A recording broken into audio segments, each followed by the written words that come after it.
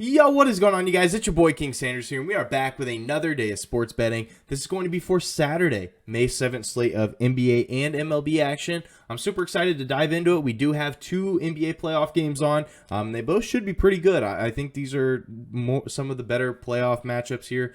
So I'm really excited to actually watch the game. We have two NBA playoff games, like I said, and then we do have a full slate of MLB once again. I think we have like 6-ish games on, something around there. And it's pretty much from noon all the way through the night. So I'm really excited to watch a bunch of sports tomorrow. Also get ready for Mother's Day on Sunday. So I'm really excited for that. But yeah, let's go ahead and dive into it. So first things first, before we do a quick recap, I did just want to go ahead and say that at the time of recording this video, we are on the road to 7,000 subscribers. So if you guys are new, make sure you guys do like, comment, subscribe, and turn on that notification bell so you guys know whenever I post. Next, I did just want to go ahead and give a quick shout out here to all of our members here on the channel. Thank you guys so much for everything that you guys do, and thank you guys so much for giving such a small channel such a big chance, as I always say. It truly does mean so much to me. So without any further ado, let's go ahead and do a quick recap as of yesterday. We had another interesting day.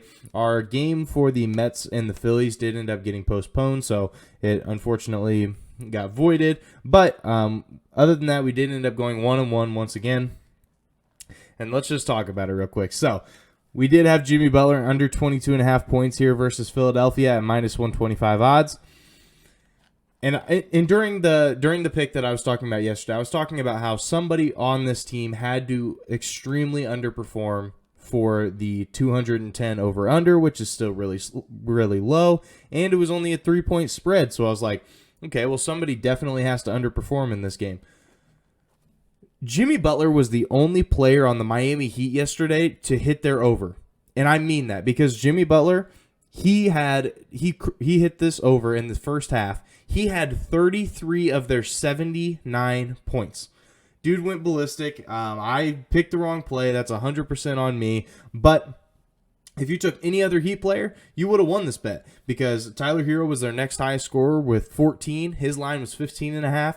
Bam Adebayo, he only had 9. He didn't even break double digits, and his line was like 18.5, I think. So regardless, I mean, all of these, like literally any other player, you could have parlayed every Heat player's under besides Jimmy Butler, and you would have won. Like, that's just absolutely insane. But it is what it is. They only scored 79 points, so it was just unlucky that Jimmy Butler was kind of that guy tonight. But that one did not end up working out for us. But we did have Dallas minus 1.5 in the first quarter versus Phoenix, and that one did actually end up working out for us. The Dallas Mavericks have actually I'm recording this while the game's still going on, so it's like the third quarter right now. But Dallas is really putting the throttle down on Phoenix right now. So definitely was a sketchy spread, but it was a spread for a good reason. I mean, Dallas is really taking care of business. So without any further ado, let's go ahead and dive into it. We had a 1-1 day. Hopefully we can make it a positive day today. Hopefully our game doesn't get postponed for the MLB, but regardless, let's go ahead and dive into it. So our first play of the day, we're going to be taking Jason Tatum over 29.5 points here versus Milwaukee at minus 115 odds. Now, if you take a look at it, Jason Tatum, he has gone under in his last 2 games. So this is pretty much just the same thing about Jimmy Butler. Obviously, last time he had gone under in 2 straight games and then obviously explodes for the next one. So I'm kind of doing the same thing. Jason Tatum went under in his last 2, and hopefully he can just have a 30-point game here for us. He did finish with 29 in the last game, so he did finish just shy of it. So hopefully he can get that extra point here for us today. And in the last 3 games, the Milwaukee Bucks have actually played at the 10th fastest pace in the entire NBA, so they're definitely not afraid to get up and down. And Boston, I know that they are a slower team, but they're going to be getting a lot of extra possessions with how fast Milwaukee plays. So I really do like that. And Jason Tatum, in his last 4 games, in 3 of them, he has had 30 or more percent usage rate. So he's actually been in a really good spot here. He's been seeing the ball a lot, and hopefully he can see it like even more to be able to hit that 30 points here for us. Also, it does look like Marcus Smart is questionable for this game, and honestly, I do want to see him in. And the reason that I say that is because Marcus Smart has really shown that, especially in the playoffs, that he is capable of hitting those jump shots, and he can actually score the ball pretty good. And so, with that being said, I think that is going to take a little bit of pressure off of a guy like Jason Tatum, who gets doubled pretty frequently. So I think that it's going to make the Bucks play more straight up, and it's going to make them play more man to man as opposed to like a kind of like a box and one sort of deal. Now, I'm not saying that they did, but I'm just saying that Jason Tatum did get double teamed quite a bit. And so I think that if Marcus Smart is out there, I think that a guy like Drew Holiday or whoever they're going to put on him is going to have to stay out with him. So I think that it's going to reduce the amount of double teams he's going to see.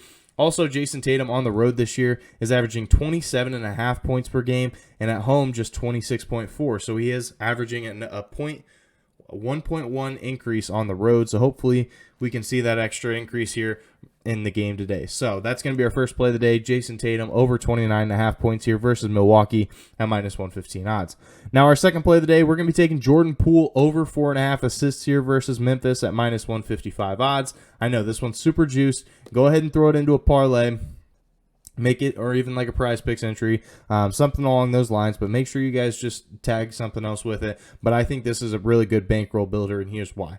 Jordan Poole in his last 4 games has finished with 9, 4, 9, and 5 assists in his last 4 games.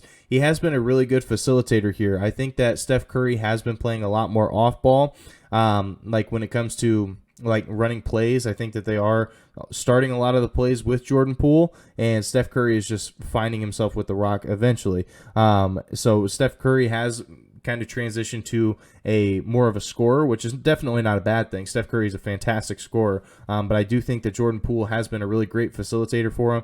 I mean, 9 assists last game. I think that truly shows just what they're trying to do here. And in their last 7 games, Memphis allows the 10th most assists per game to opposing point guards. And because I know Jordan Poole does kind of play a little bit of point guard and shooting guard, so Memphis also allows the 8th most assists per game to opposing shooting guards.